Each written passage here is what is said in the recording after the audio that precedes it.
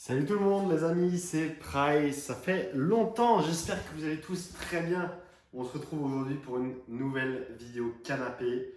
On va parler de l'actualité, on va parler de la vente aux enchères qui a eu lieu vendredi dernier, le vendredi 24 juin à 19h. On va parler du live Opening Beats juste après auquel j'ai également assisté. Et puis je vais vous donner deux trois petites infos, deux trois petites nouvelles. Et bien sûr un petit peu tout ce qui concerne l'actualité Pokémon.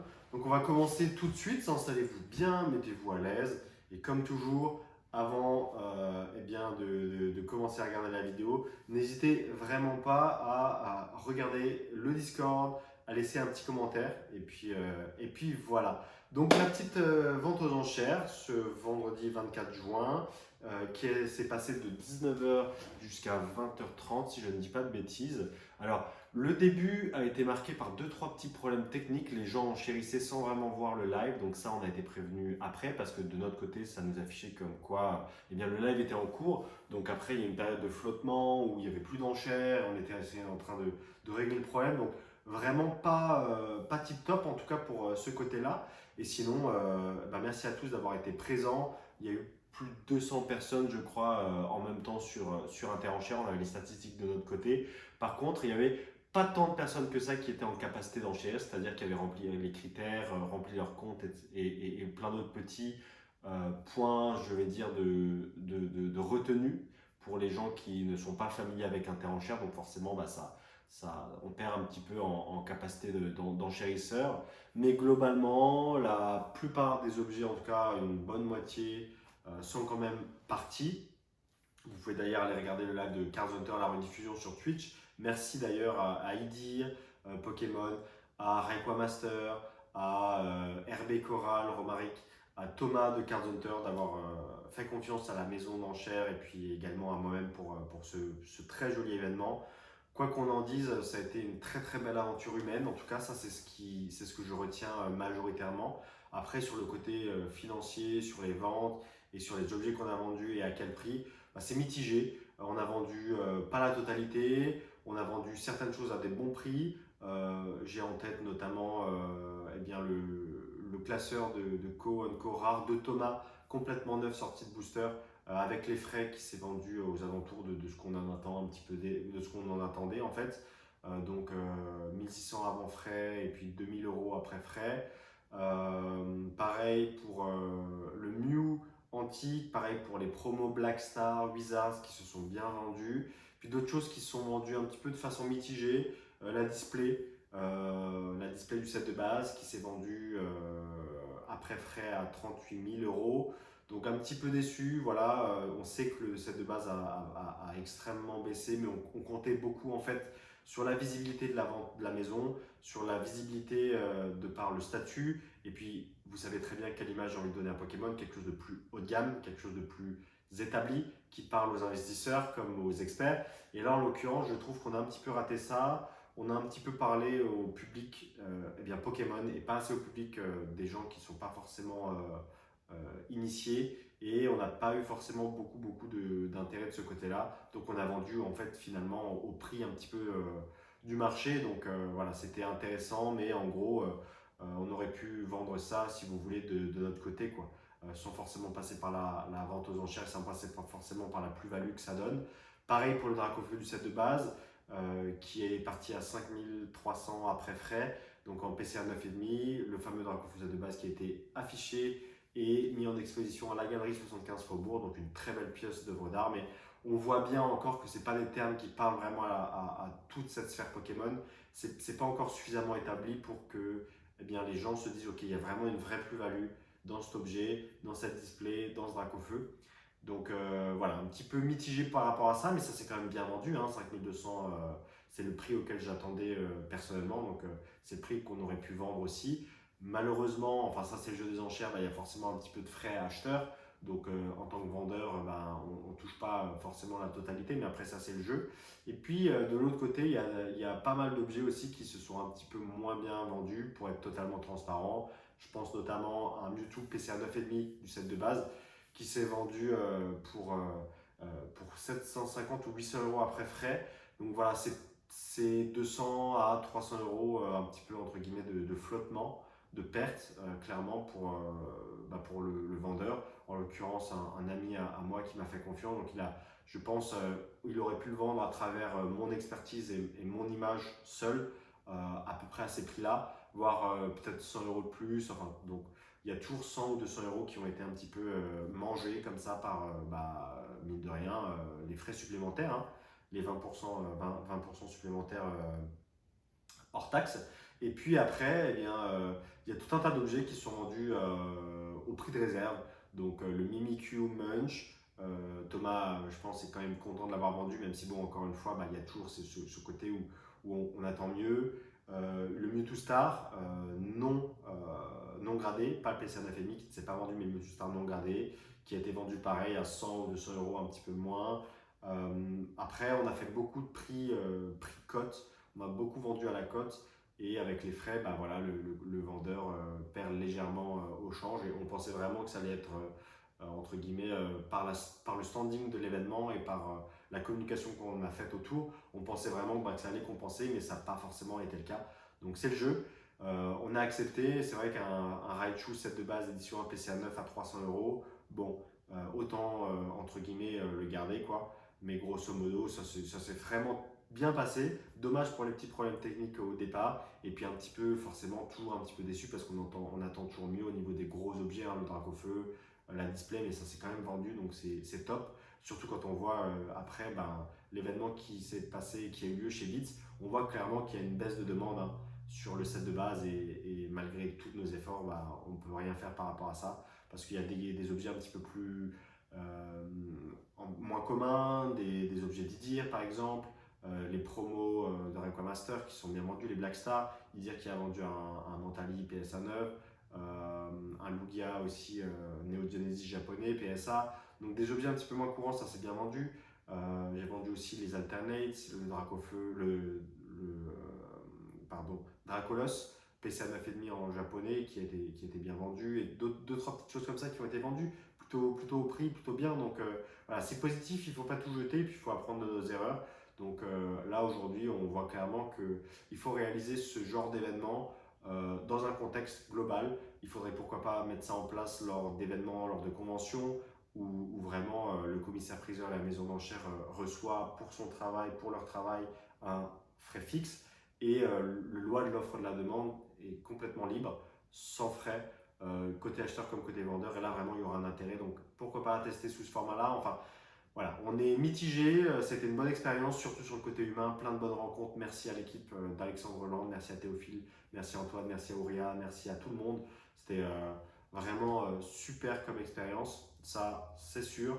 Après, voilà, il y a de l'amélioration, il y a des choses à faire, mais on ne regrette pas et on est plutôt content. Donc dites-moi dans l'espace commentaire, je pense que vous serez beaucoup à confirmer. Voilà, un terre enchère, c'est une première barrière à l'entrée. Le site de vente aux enchères en tant que tel est une première vraiment barrière à l'entrée parce qu'il faut renseigner beaucoup de choses, etc. Donc pourquoi pas faire ça plutôt simplement dans un réel événement et ça c'est à travailler. Ensuite, en soirée, Beats m'a invité et on a eu le plaisir d'aller voir l'équipe MGN, Nasser, Kevin, tout le monde que je salue vraiment, vraiment beaucoup.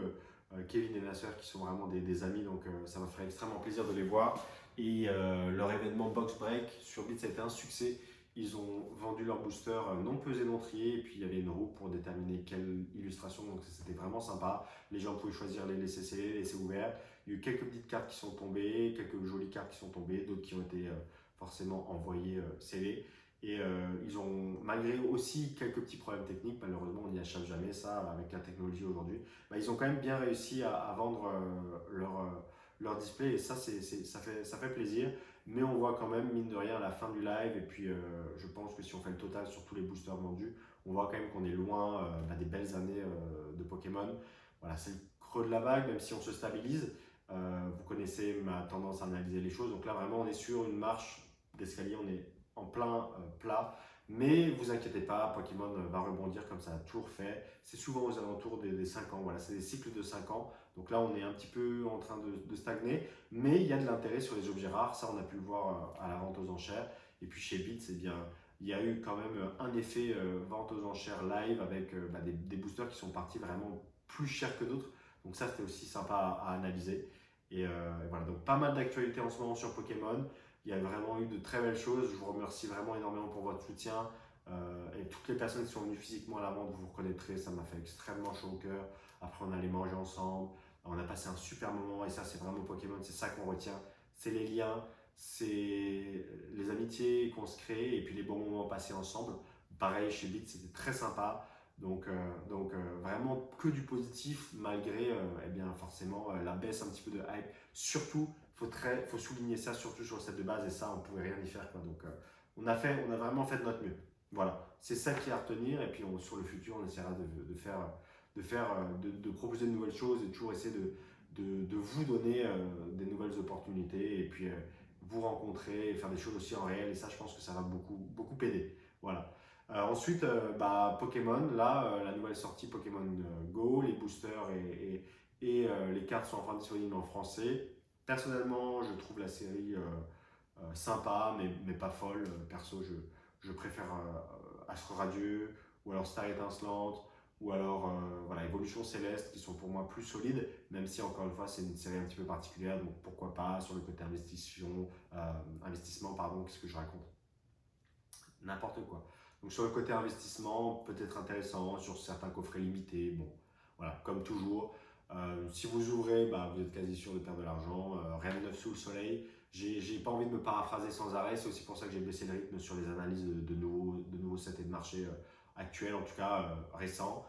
Toujours la même musique, hein. Si vous souhaitez ouvrir, pourquoi pas, faites-vous plaisir. Ne pensez absolument pas du tout au côté argent. Si vous êtes des vendeurs, certaines personnes un petit peu plus scrupuleuses en profitent lorsque les boosters sont sortis, mais pas vraiment sortis.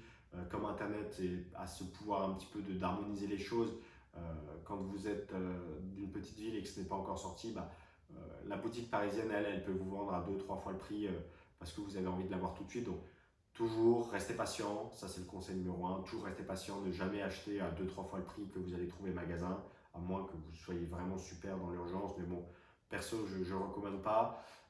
Si vous ouvrez les boosters, vous êtes, encore une fois, c'est de la loterie, quasi sûr de perdre de l'argent. Si vous voulez garder scellé, faites très attention à quels objets, quels items. Toujours un côté un petit peu rare, toujours un côté un petit peu limité, très important. Et grosso modo, faites-vous plaisir, il y en aura toujours pour tout le monde. La boutique, encore du stock disponible sur du booster sous blister Reine de glace. On a encore pas mal de dispo sur du tripack Astre Radieux. On a 2 l'ETB également Star Étincelante, il nous en reste une. N'hésitez pas à me contacter, les réseaux, Instagram, Discord, le petit commentaire sous la vidéo. Et puis surtout, rendez-vous bien sur le Discord. Beaucoup de choses qui viennent, des invités exclusifs comme la dernière fois avec Mr. Fuji, des lives, des discussions entre collectionneurs très sympas, les futurs projets pour la chaîne également avec pas mal de vidéos qui arrivent. J'ai aussi décidé un petit peu de reprendre le rythme sur la chaîne pour les prochains mois et puis aussi pendant cet été. Donc j'espère que je vais pouvoir garder ce rythme. Avec la boutique, on a trouvé une solution, donc je serai moins présent et enfin, sur la boutique, le bar surtout, je serai un petit peu moins présent. Donc ça sera sympa, je vais pouvoir me concentrer sur Pokémon. Et dernière nouvelle, checkez eBay, lien dans la description. Je vais faire de plus en plus de vidéos sur eBay également, vous parler des objets qui sont déposés en vente et également, pourquoi pas vous proposer un nouveau format, quelque chose qui n'a jamais été encore proposé en France. C'est tout simplement une vente eBay dédiée aux abonnés qui commence en enchère. Vous pouvez me laisser en garantie des objets qui ensuite seront vendus sur mon eBay avec la visibilité et puis les vidéos YouTube et puis tout simplement la communauté qui est derrière. Essayez de faire en sorte que chacun y trouve son compte, les acheteurs comme les vendeurs, et mettre ça en valeur sur eBay, comme aux États-Unis, SM Pratt peut le faire par exemple. Donc c'est une idée qui m'est venue là récemment. Dites-moi ce que vous en pensez. N'hésitez vraiment pas à me dire ce que vous en pensez. Je trouve que ça peut être une bonne solution pour des gens qui ne sont pas forcément rodés avec eBay, qui ont envie de tester le format enchère et voilà, vendre à des acheteurs qui ne toucheraient pas entre guillemets de façon naturelle, bien qu'encore une fois aujourd'hui, avec la multitude de plateformes qui existent, vous pouvez très bien vendre par vous-même n'importe où, mais c'est une solution supplémentaire que je vous propose. Donc n'hésitez vraiment pas à me faire un petit retour là-dessus. J'espère que vous avez aimé cette vidéo, petite analyse rétrospective. Je vous parle vraiment complètement librement, ouvertement, comme toujours, et je sais que c'est pour ça que vous aimez Price, sans langue de bois. Donc profitez-en, vous pouvez vous exprimer dans l'espace commentaire. J'ai pas tant de commentaires que ça ces derniers temps, 10, 15. Voilà, j'aimerais bien qu'on ait vraiment 20, 30 commentaires, qui ce soit un bel échange en dessous de la vidéo. Instagram, Discord, plein de très belles choses. Et sur eBay, d'énormes objets, des trucs uniques en France, des Lugia Neo édition 1, de la Cristal, de l'Aquapolis, plein de choses, de la Brillante, PSA, PCA, plein de très très jolies choses. Et puis après, pour tout budget également, donc n'hésitez pas à faire un tour. Et voilà, donc n'hésitez pas à laisser le petit commentaire. Et puis on va se laisser là, on va se dire à bientôt, l'ami Fatchou. Prenez tous soin de vous et à la prochaine. C'était Price. Ciao, ciao.